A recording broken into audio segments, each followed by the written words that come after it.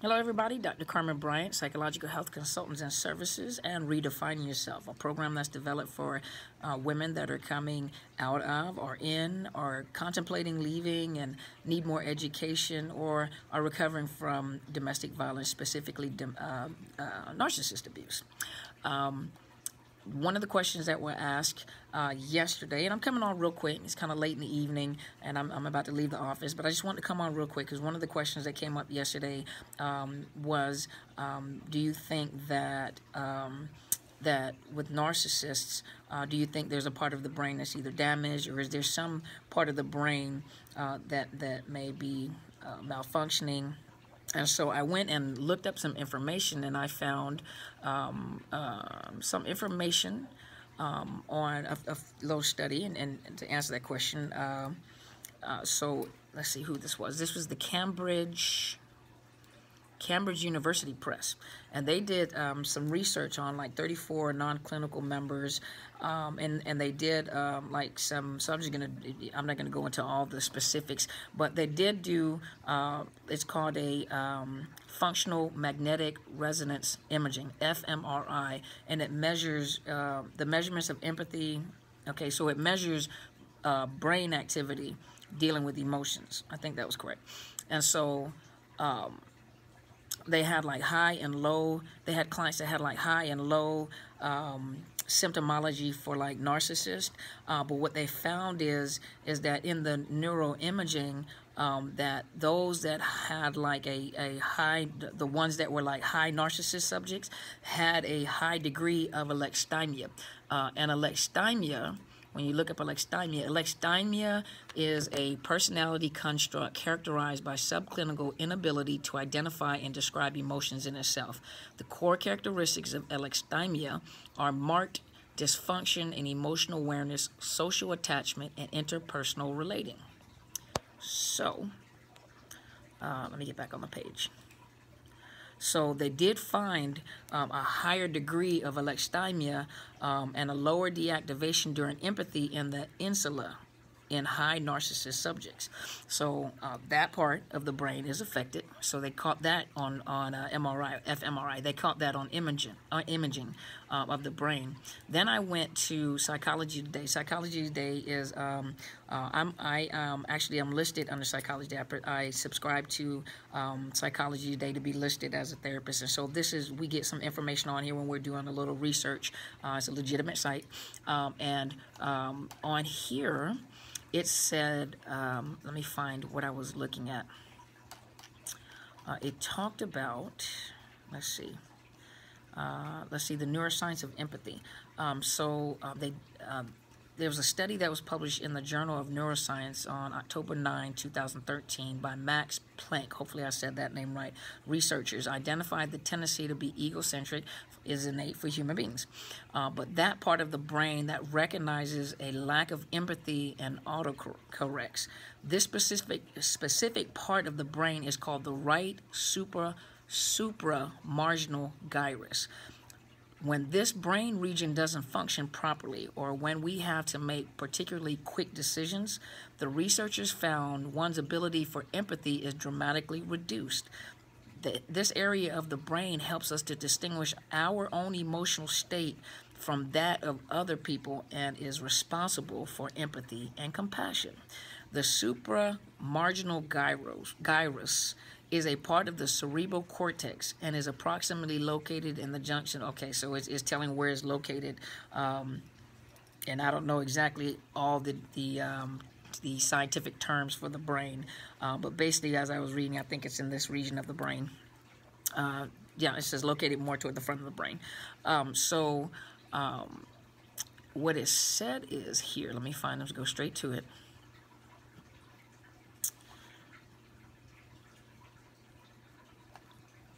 The right supramarginal gyrus ensures that we can decouple our perception of ourselves from that of others. When the neurons in this part of the brain were disrupted in the course of the research task, the participants found it difficult to stop from projecting their own feelings and circumstances onto others. The participants' assessments were also less accurate when they were forced to make particularly quick decisions. And so let's see, what else did I find in here? Um,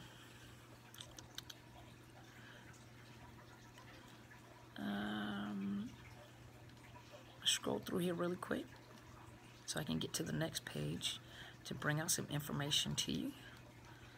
Okay, so make sure I give you everything that was on this page. Okay, let me go to the next page. So, we talked about the study, and now let me go to, okay, so,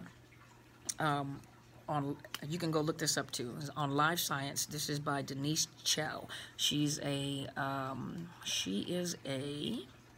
sci-tech editor at Live Science, and she provided some information. She didn't say who the study was done, researchers done, but she talked about the MRI. Researchers using the MRI to scan the brains of 34 people, including 17 individuals who suffered from narcissistic personality disorder. And they found that the pathological narcissists, remember pathological, the term pathological, have less gray matter in the part of the cerebral cortex called the left anterior insula. Gray matter is particularly composed of neuron cell bodies and non-neuron brain cells that provide nutrients and energy to neurons, rather than sending and receiving information. And so, let's see here. You know that one of the key traits to pathological narcissists is the lack of the ability to have empathy for people. And so they found, let's see, the left anterior insular region of the brain, which is thought to be involved in cognitive functioning and the regulation of emotion, has also been tied to generation of compassion and empathy. And so it says here that the researchers found that the degree to which a person was able to exhibit empathy was tied to the volume of gray matter in the brain, both in the group of healthy individuals and among those with narcissistic personality disorder. The findings suggested that regardless of the personality disorders, the left anterior insula plays an important role in feeling and expressing compassion. And so let's see.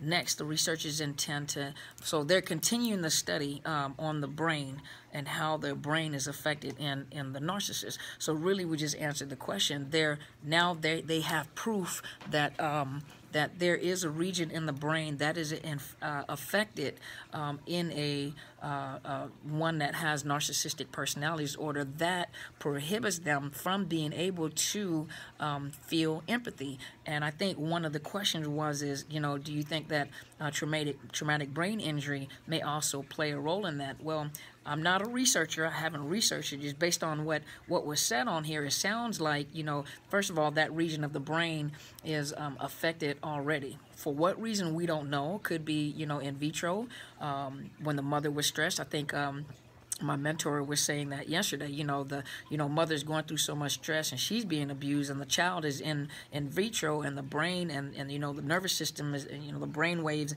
all that is being developed at the time. Is a possibility that could be affected as well, even with brain trauma, or how they were, raised, and how the brain was stimulated as a child. Now we know certain things that we do to stimulate the certain parts of the brain for a child as they're growing up. Another, let me look to make sure I got all that. But another thing that I wanted to bring up, which is very, very interesting, is now this is a blog. However, I do follow Kim Saeed, who is a coach, and she's very good at the information that she provides.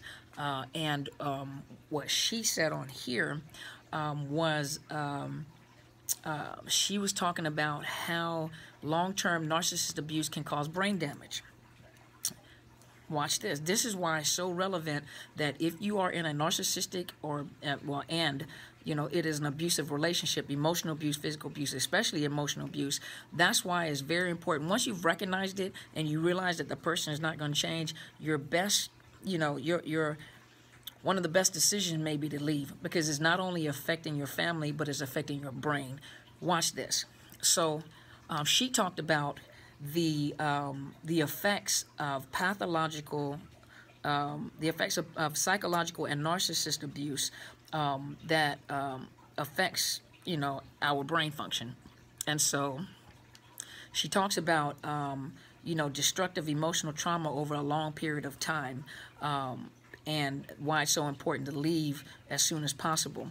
One of the things she said is that with a repeated emotional trauma, we know that that leads into post-traumatic stress or complex post-traumatic stress. So your brain is affected by that trauma and the high levels of stress. That constant fight, flight, or fright. That constant adrenaline pumping in your system. If you have too much adrenaline in your system, and in your stress level, the adrenaline serves a purpose. The adrenaline in the body usually tells the body, okay, something is about to happen, and we have to defend ourselves.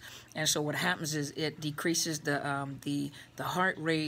It actually stops the majority of the blood flow to the major parts of your organ, and it sends it out to your muscles. It sends it out, all this acid, this adrenaline, because your body is now in a position to, we're gonna fight, flight, or we're gonna freeze. What are we gonna do? So imagine a person living like this all the time with all that adrenaline pumping in their system. It eventually begins to tear down, number one, the immune system. It tears down the immune system, and then it begins to, that's why a lot of people with high levels of stress and post-traumatic stress, they get sick a lot. They're sick, they have other ailments, other medical problems.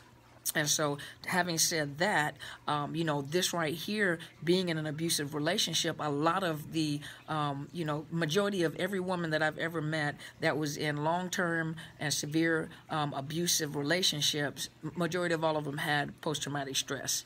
And what they don't realize is that over the time, repeated emotional injuries shrink the hippocampus, which is responsible for memory and learning, while enlarging the amygdala. Okay, I went and looked it up. I want to make sure I pronounced it correctly. And so the way that this word is pronounced is amygdala. Amygdala. There we go, the amygdala. Now I have to find the page again. And so with repeated emotional injuries, it shrinks the hippocampus, which is responsible for memory and learning, while enlarging the amygdala, which houses primitive emotions such as fear, grief, guilt, envy, and shame. And so the hippocampus is especially vital to short-term memory, the retaining in the mind of a piece of data for a few moments, and afterward transferring it to a permanent memory, or it is immediately forgotten. So further analysis. So there was a study conducted by a team at the University of New Orleans and Stanford University researchers, which patients with the highest baseline cortisol, a stress hormone. And I think cortisol is something that women have, and when you see the big bellies, that's where we carry our stress. And greater numbers of PTSD symptoms have the greatest decrease in hippocampal volume over time. So the longer you stay in an emotionally abusive partner, especially a narcissist, the more deterioration you can expect from your hippocampus. It is easily understood how this neurological process may enhance feelings of confusion, cognitive dissonance, and abuse, amnesia in victims of narcissistic and psychopathic abuse. Okay, so narcissists keep their victims in a constant state of anxiety and fear. And I said that on my live feed earlier today, that narcissists constantly keep their victims in a state of anxiety and fear, always. They always do things to incite fear, some way or another, which in turn causes their victims to react from his or her amygdala, or reptilian brain. So I have to state that a little more, but the amygdala. The amygdala controls life functions such as breathing and heart rate and basic emotions of love, hate, fear, lust, all of which are considered primal emotions. And so it is also responsible for the fight or flight reaction. I just said that, remember? Victims of narcissistic abuse live in this state almost daily. Over time, the amygdala remember the things we felt, saw, heard each time we had a painful experience. And remember, if you think about this for just a minute, anytime you think of something, we deal with pictures in our head. So when you have a thought, you picture something. And imagine how much power that picture has. Because every time you think, every, positive or negative thought, there's a picture that goes with it. Is cellular memories and as memories, but they're in picture form. And each picture form also has emotions that are assigned to it. And so, let's see here. So subliminal hints of such stressful events, even photos, will set off the organ's attack or escape routines, triggering avoiding behaviors or internal turmoil. Another good reason to refrain from stalking your ex on social media, because you get triggered by the pictures. They do things on purpose to trigger you. They do things on purpose to elicit fear, to elicit those emotions. Remember, they're emotional predators.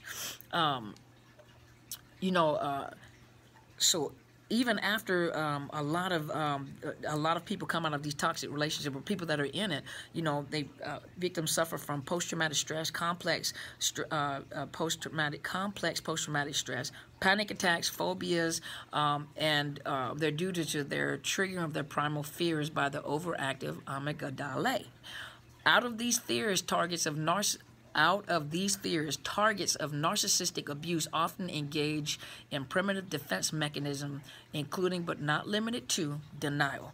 Think about it. A victim uses denial to escape dealing with painful feelings or areas of their life that they don't want to admit. Remember the shame, the denial that this is happening. There's no possible way that he can be this abusive, or he doesn't love me. There's no way that, sometimes those feeling, that painful feeling, is so powerful that a victim will almost dissociate, or completely deny. And these are the ones that you normally find that make up excuses. Every time you tell them, this is abuse, they try to rationalize, right? Because the brain is meant to rationalize. The brain is overworking itself, so it's rationalizing. So you're rationalizing. Another thing that defense mechanism is compartmentalization.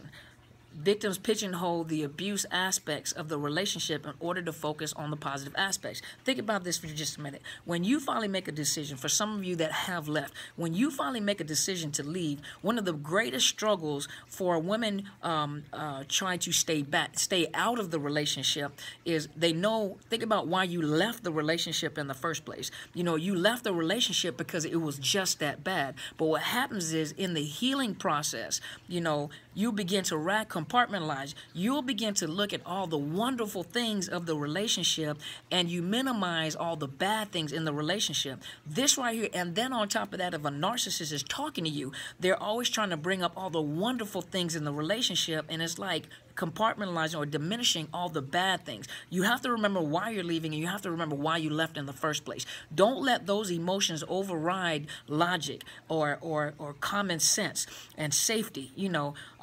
Don't go by your emotions. Don't go by your emotions. Your emotions are going to lead you wrong. You can't make major decisions and life-saving decisions based off of your emotions. Don't compartmentalize, and don't not decrease, but don't minimize what has happened to you in the first place. But it's a defense mechanism. Another thing is projection. Victims project their traits of compassion, empathy, caring, and understanding onto the abuser, when in fact the narcissist and other emotional abusers possess none of these traits. So in your mind, you're trying to rationalize based off of what they presented to you, and you're projecting your feelings of compassion. They're mimicking your emotions. They're mimicking your facial expressions. They're chameleons. They blend into whatever environment that they need. They're characters playing on a stage. They're characters and actors. And so what you do is, they're mimicking your emotion, but don't get confused, because now you're thinking that they have the same emotions that you have. And so you'll project your feelings onto them. Well, they do have this feeling, or they do this, but they're mimicking you. And so that is a part of projection. So the things, so according to Goldman, 2006, everything we learn, everything we read, everything we do, everything we understand, and everything we experience counts on the hippocampus to function correctly. The continual retention of memories demands a large amount of neuronal activity. Think about that. You know, think about that, especially in an abusive situation. You know, so ladies and men, you know, those of you that even men that have been in abusive relationship, and particularly women, you know, those who I'm speaking to, think about it. Not only is the narcissist, so you got, they're still doing more research, but now we do have a partial answer that there is something going on in the brain of a narcissist that prevents them from being able to experience empathy. There is a part of the brain that they studied on an MRI or fMRI, but an MRI that specifically scans the waves, the brain, the emotions, you know, the gray matter in the brain, which is different than a normal functioning brain. So now we know that there is a portion of the brain that is affected. They're doing more studies. I'm going to keep looking to find out more studies, but they are doing more studies now, but they have something to look at to see. And of course, they're doing study on other personality disorders too, but we're talking about narcissists. And on top of that, remember, the longer you stay in this abusive relationship, the longer you stay, especially with a narcissist, those that put their hands on you, you know, and those that put their hands on your brain, you know, emotional abuse, your brain is changing. Your brain is, you know, your brain is changing. You know, your memory is changing. Things in your brain is changing.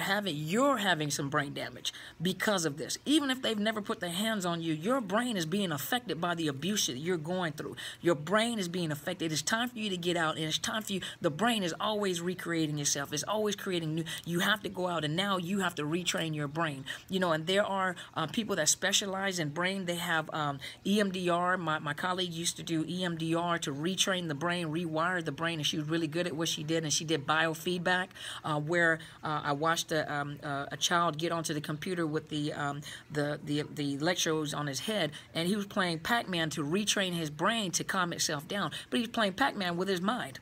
And I was going to take it and play it myself, but he was playing Pac-Man with his mind. He was retraining his brain.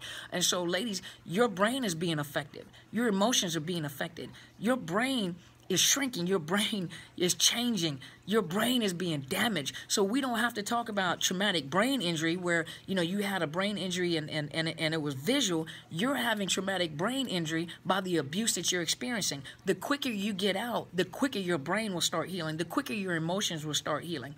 You know what? I hope this helped you this evening. I really do. And I think this is really, really interesting. I'm kind of short for time because it's late. I'm sleepy. And I have these big eyelashes on, and so someone told me that the more tired I look, the longer my blinks are. I know who you are.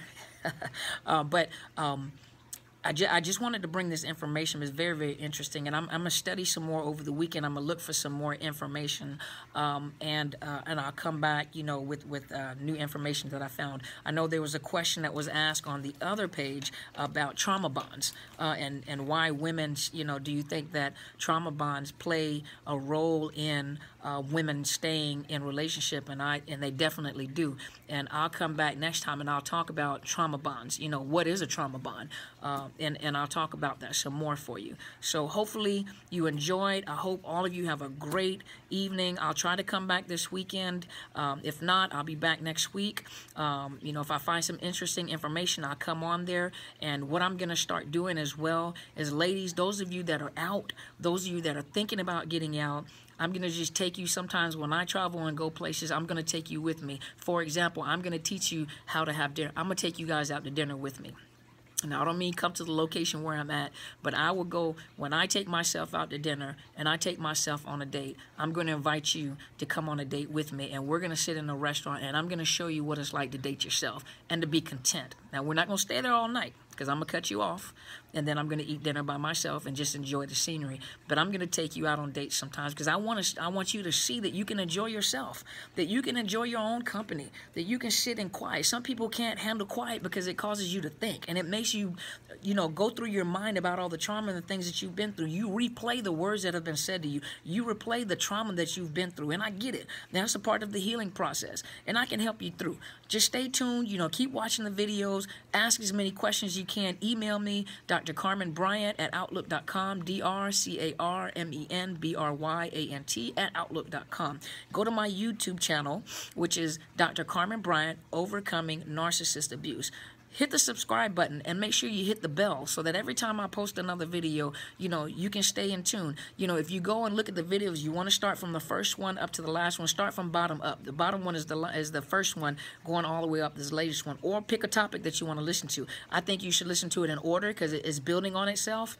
But you're welcome to listen to whatever you want to listen to, however you want to listen to.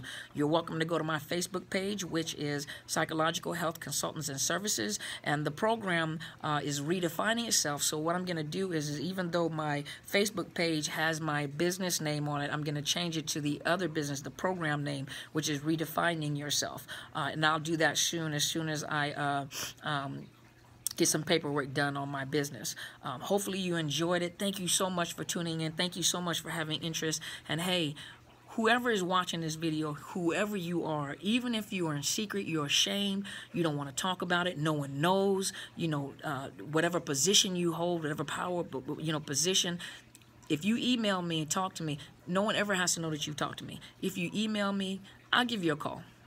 I will give you a call. Sometimes I can't get to the call so quick because my call volume is so high. But you can email me. I get the email quicker. Email me. If you need some resources, if we need to connect you, we'll connect you. If you're in the Tacoma area or if you're in the King County, Thurston area, Washington area, and you want to drive to my office and make an appointment, call me. We can check your insurance, see if we can get you in. I'm developing my coaching program, which my coaching program will allow me to break past the walls of Washington State. I'm limited when it comes to mental health counseling because I'm only licensed in the state of Washington. And so that's why I'm still putting together now. I'm putting together my coaching program so that I can open it up and it can go nationally. I can talk to everybody from every state. I'm going to put some programs together where I can call you, I can talk to you, I can FaceTime you, I can look at you, and you can look at me to see that I'm a real person. I'm going to put together some webinars. If you want to go through some training, we'll specialize it to your needs. We can do groups on the webinars where we can all get together and meet each other online. I'm going to start, coming up here soon. Hopefully I can launch this, before the new year. If not, by the new year, to, if you are in the local area and you would like to come and would like me to speak, to you, encourage you, and get a group of women together to empower each other. I want you to be able to meet women of different walks of life, white, black, Chinese, Hispanic, whatever. And different age groups, those that are going through it for the first time and women that have been in for years and years and years that can talk to the younger girls, or just to be able to talk to somebody to find that you're not alone at what you're going through. And it's a place where no one has to know, even when you come in there, the rule is we're not going to go tell on each other. We're a sisterhood and we're going to build on each other and we're going to build each other up. That is my whole plan, to build each other up, to build a community of strong women, supportive women, not women that are petty, that want to tear. I'm making it and you're trying to make it, so you're going to pull me down and slant. No, as far as I go, I should be able to reach back and pick you up and move you forward as well. So I'm here and I want us to be able to join, because you have different people from different walks of life, different socioeconomic statuses, different jobs. You'll be surprised. You have people in the legal system. You have people on the police force, and I want to introduce you to these people, those that are professionals that can tell you what the resources are, or people that are in these positions that are going through the same thing that you're going through, and I want us to meet, to be able to talk, to see that, you're not the only one, to give you strength and get your momentum up and going, to find, your value and how valuable you are, how important you are. If I can do it, you can do it. And there's some of you that your story is worse than my story. And so if I can do it, I know you can do it. And it takes time. And I understand that. And I understand the emotions that you're going through. I've been there. I've done that. But I'm at peace. And I'm happy. And I'm free. And that's where you need to be. Happy, free, at peace. So thank you so much for watching. You guys have an awesome, awesome weekend. Thank you so much.